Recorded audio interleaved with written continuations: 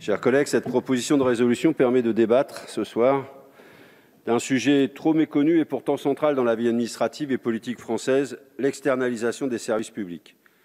Avec l'externalisation, c'est le dogme libéral qui s'exprime dans toute sa puissance. Assécher l'État, ses compétences et ses finances pour immiscer le privé dans ses moindres recoins. Et l'histoire de France, depuis les années 1980, n'est qu'une intensification de ce système.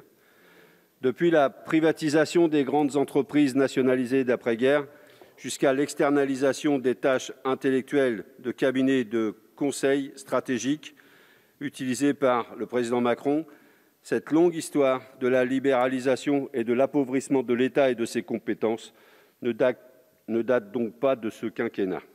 La majorité est l'héritière de ce néolibéralisme qui consiste à la fois à privatiser les gains et à nationaliser les pertes. Ce mouvement théorique représente au bout une insulte aux contribuables, qui sont la vache à lait des entreprises privées. Cette résolution pose donc un diagnostic, celui d'une victoire du dogme néolibéral qu'il faut désormais interroger.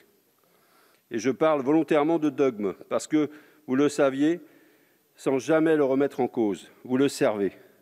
Car depuis la loi organique relative aux lois de finances, la fameuse LOLF de Jacques Chirac, puis la révision générale des politiques publiques de Nicolas Sarkozy, puis la modernisation de l'action publique de François Hollande et le comité d'action publique d'Emmanuel Macron et d'Édouard Philippe, chaque président de la République a scrupuleusement suivi le chemin néolibéral de la transformation des services publics.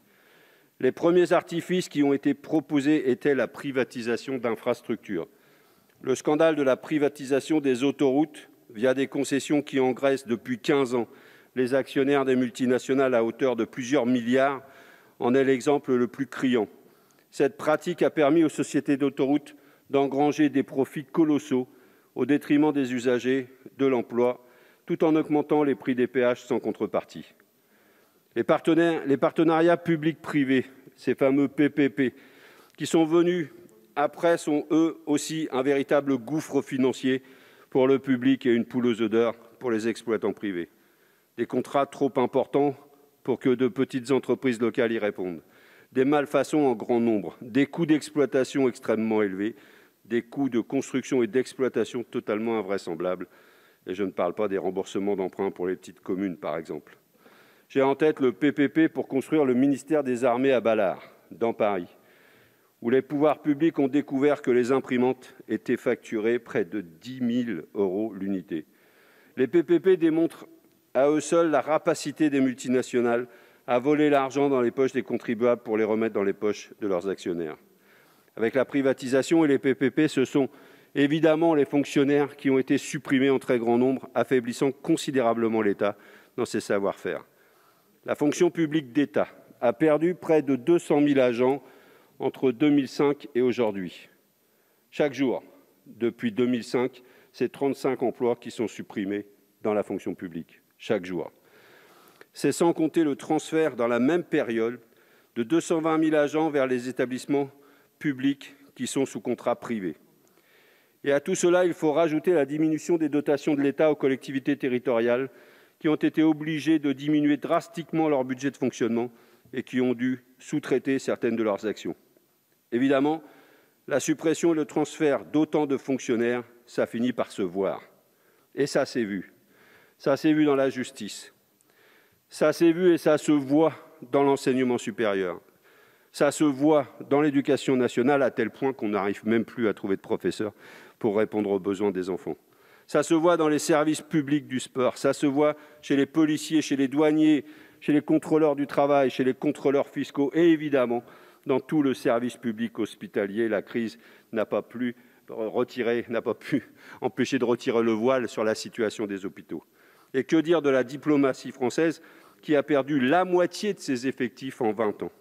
Ces suppressions de postes obligent les ministères et les collectivités à faire appel au privé, notamment pour les services informatiques ou les services de nettoyage de locaux ou encore de jardinage. Mais cela va de plus en plus au-delà de ce type de sous-traitance, alors même que c'est le cœur du pouvoir régalien de l'État. L'armée est de plus en plus aidée par des sociétés de sécurité privées.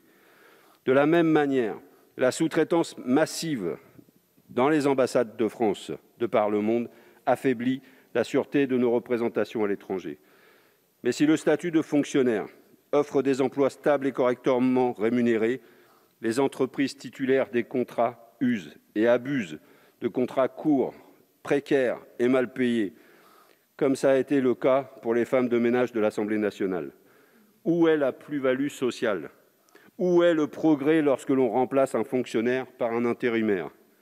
La privatisation et l'externalisation des services publics suivent donc un mouvement clair depuis les années 80 qui consiste à privatiser des services de plus en plus proches du cœur de l'État et des pouvoirs régaliens. Mais la nouveauté du quinquennat Macron, c'est l'infiltration d'un cabinet de conseil en stratégie qui, pour plusieurs millions d'euros, a conseillé directement l'Élysée sur la crise sanitaire de la Covid. Jusqu'ici, les cabinets de conseil ne travaillaient pas officiellement pour l'Élysée. Les masques sont tombés sous Emmanuel Macron. C'est ça, la véritable nouveauté. D'ailleurs, l'apparition d'une entreprise américaine au cœur de l'exécutif pose une série de problèmes. Quid de la confidentialité, de la protection, de la sécurité d'État? Pourquoi la haute fonction publique ne serait-elle pas en mesure de faire ce genre d'études? Comment en est-on arrivé à un tel appauvrissement? Au vu du bazar sans nom de la stratégie vaccinale, a-t-on prévu un remboursement de cette prestation? Car sur la stratégie sanitaire, il a été démontré et montré au grand jour qu'avec une stratégie d'appauvrissement de la réflexion politique, la gestion des stocks de masques, la stratégie vaccinale, l'élaboration de l'application numérique anti-Covid ont tous été des échecs retentissants. Et que dire de l'état de l'hôpital public? La crise n'a été surmontée que grâce à des efforts titanesques de soignants qui avaient l'intérêt général chevillé au corps. C'est ça aussi, les fonctionnaires. En décembre dernier, le magazine Cash Investigation a d'ailleurs mis en évidence que la baisse effective des dépenses des hôpitaux sur ce poste s'était faite au détriment de la qualité de la prestation par l'augmentation des cadences ou la détérioration des matériels utilisés. Comment expliquer que le service de prise de rendez-vous pour la vaccination contre la Covid a été confié à une plateforme privée? Comment expliquer que l'ensemble des graphiques et des données présentées par le ministère de la Santé proviennent d'un site internet créé par un ingénieur sur son temps libre après avoir constaté l'absence d'outils adéquats? Le collectif Nos services publics chiffre l'ampleur des transferts à un minimum de 160 milliards d'euros, soit près de la moitié du budget de l'État. Car c'est aussi ça l'enseignement qu'il faut tirer de cette obsession dogmatique. L'État a mis en place depuis 20 ans un carcan visant à obliger tout le monde à utiliser ces modes d'action. Les règles juridiques, comptables et budgétaires ont limité progressivement la possibilité d'embaucher des fonctionnaires tout en recouvrant au maximum à la sous-traitance. La coupable est évidemment la LOLF, puisqu'elle a interdit légalement l'augmentation des dépenses de personnel. Donc lorsque l'on a besoin d'embaucher, il est interdit de recruter des fonctionnaires. Mais il est autorisé de faire appel à un prestataire extérieur parce que les crédits budgétaires pour payer ces prestataires ne sont pas interdits, eux. Un membre du collectif Nos services publics indiquait qu'au cours d'un contrôle dans une agence de l'État, il avait remarqué que l'agence était dotée de 120 fonctionnaires pour un budget RH de 15 millions d'euros. Mais étant en sous-effectif et ne pouvant recruter à cause du fameux plafonnement des dépenses de personnel de la LOLF, elle faisait appel à 60 prestataires en continu pour un budget de 15 millions d'euros. Les prestataires coûtaient 2 fois plus cher, mais avec cette LOLF, l'agence était obligée de payer 2 fois plus cher un prestataire privé plutôt que de recruter des fonctionnaires. Lorsque l'on entend parler de rationalité des dépenses pour ne pas se pencher sur ces abus relève soit du dogmatisme, soit de la bêtise. Je retiendrai le dogmatisme. Pire, aucune leçon n'est retenue concernant ces nombreux scandales. La preuve, le rapport final du comité Action publique 2022 propose d'approfondir encore plus l'externalisation en s'attaquant aux services publics de l'emploi, aux armées et au contrôle dans les domaines sanitaires, de la protection du consommateur et de la répression des fraudes.